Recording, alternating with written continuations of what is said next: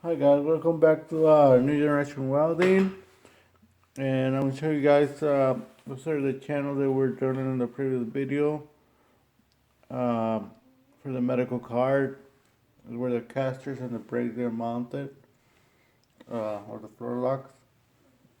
But I gotta weld this strip of 1.5 inches, and I'm gonna show you guys how I get it done.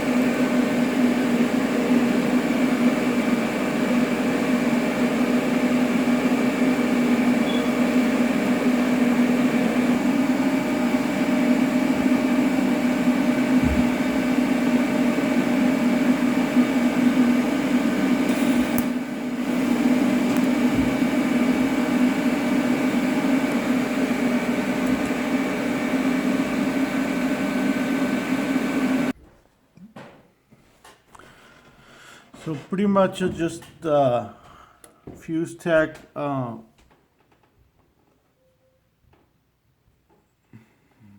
the way across. And then my next thing be like get this thing square out. And one thing I did try to do is this piece right here is not straight.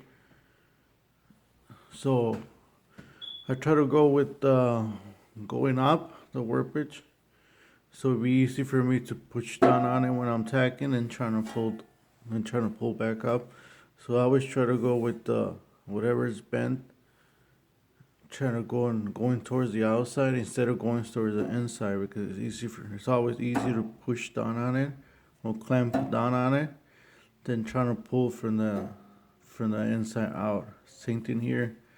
This one was going this way right now, so I know when it gets welded, it's gonna try to pull the other way, so it compensate once it's welded, so it won't work it, so it doesn't work that bad. Because I already know this piece is not straight; it's going this way, and then the welding's gonna try to pull it the other way. And this one here, once I get a square, I can put a few welds on the inside to keep it from pulling this way once it gets welded. So right now I'm gonna make sure it's all square. Put a few small welds on the inside, and then come back out and then weld here. It doesn't get welded all the way, but probably like a ½ inch at every tack that I put. But that way you prevent it from pulling this way, because it's just can prevent that from happening. Otherwise I put the tacks, and then once I put it, I'll clamp it down to this table upside down to keep it from when I'm welding it, to keep it from warping that much, and just jump from back and forth, back and forth, back and forth. Don't try to go like all the way across. It doesn't work that way. Just jump back and forth, take your time, and you know. One thing I found out is like, you take your time, you know, make things right. They go so much faster than trying to make everything fast. You always end up losing time repairing or doing something doesn't fit, but if you take your time and do it right the first time, it's always faster, you know, and the quality of it will be much better than. And the frame, I was gonna TIG welder, but it's nice outside, so I think we're gonna go up there to my other shop upstairs in the garage, and we're gonna try to fire up the MIG welder, and because this job is due today, and I still gotta paint it and everything.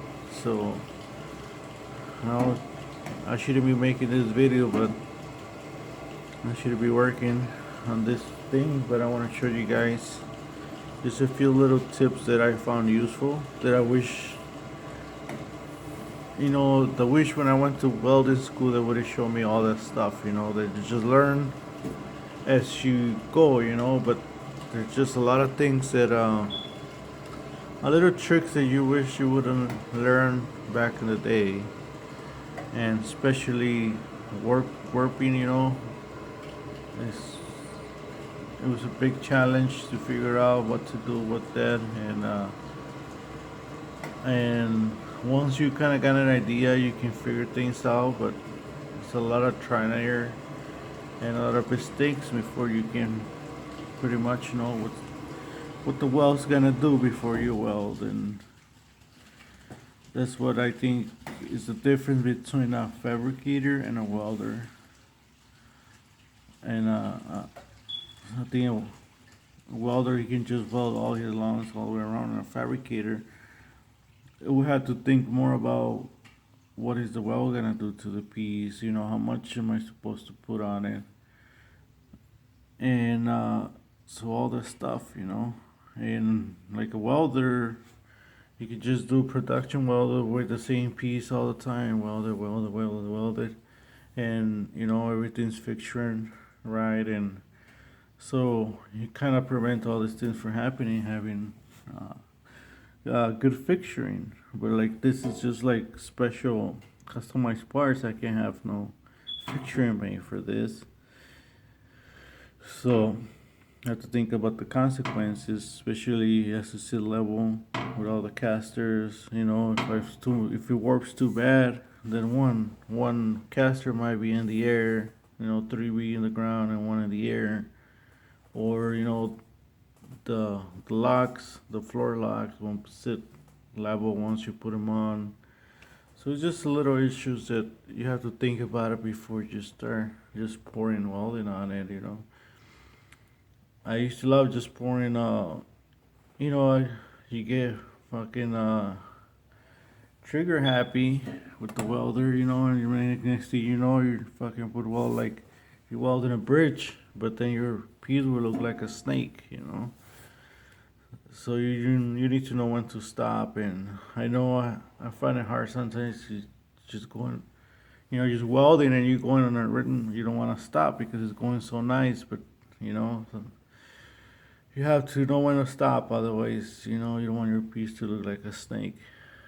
But it's just something that I found hard for me to do, is just to stop when you're going. It's so good.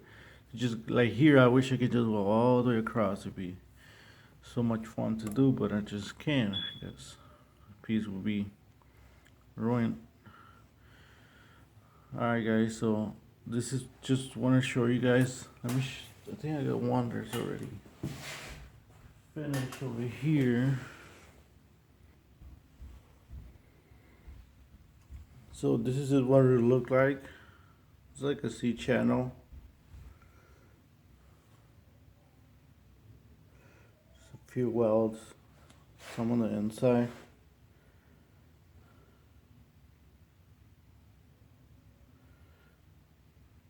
Just wish I could weld all the way across and then just grind it smooth and make it look like one piece, but oh well. So I just wanted to show you guys what this channels look like and how I make them, and I'm gonna try to get a video with the frame, even though I'm kind of short timer right now. But we will see you guys next time, and this is New Generation Welding, and thank you guys for watching.